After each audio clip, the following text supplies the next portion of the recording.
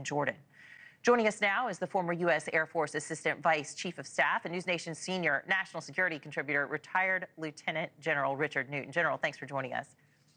Good afternoon. Always good to be with you. Yeah, so today's hostage release going smoothly compared to Thursday, that chaos really erupting there in South Gaza. So is there anything that Hamas or Israel can do to try to reduce this chaos? Are you optimistic about the future of these releases?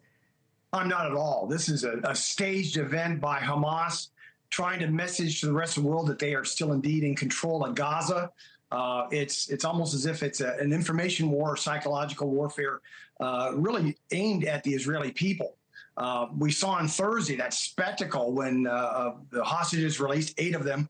It was another staged event, but they hosted this mob, this jeering mob, and those hostages compelled to have to actually work their way through the mob and so forth.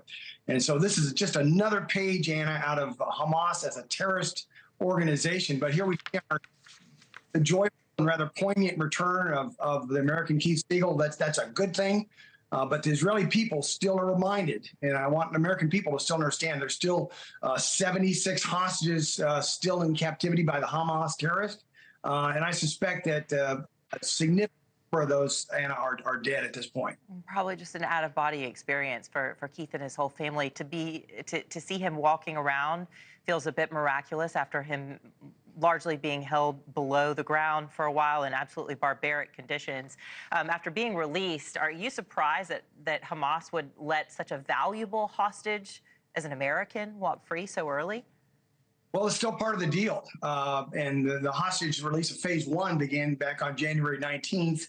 And there are 33 hostages to be released. And you mentioned, the 3 that were released, there was 180 Palestinian prisoners. These are hardline, hardcore prisoners, some of them terrorists that were released also. So overall, you'll have these 33 hostages released for 1,900 Palestinian prisoners. Think about that.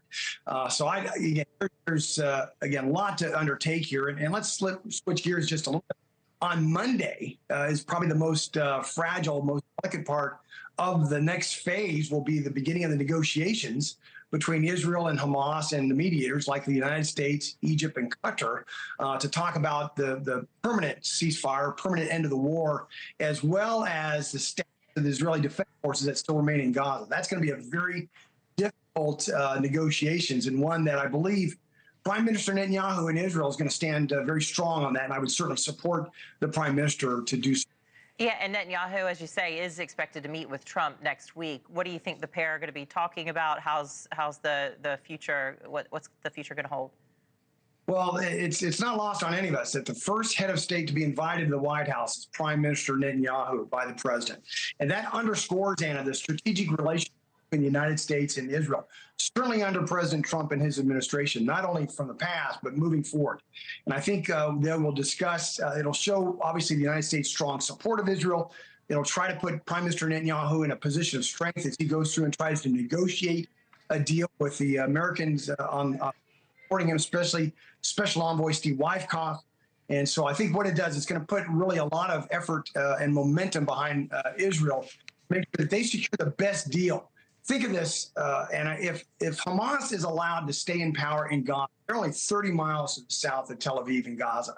And the fact that what you cannot allow, in my view, is to allow them to reconstitute, to be able to attack again like they did a brutal attack, on the 7th of October, a couple of years or so. That's going to be in discussions here. But then follow on, my final point is not only is this about Israel, the United States, and the hostages and Hamas, but it could also orchestrate what the future of the Mideast could look like, especially allowing the pathway for Israel to perhaps now have relationships, diplomatic relationships, say with Saudi Arabia under the Abraham Accords and so forth.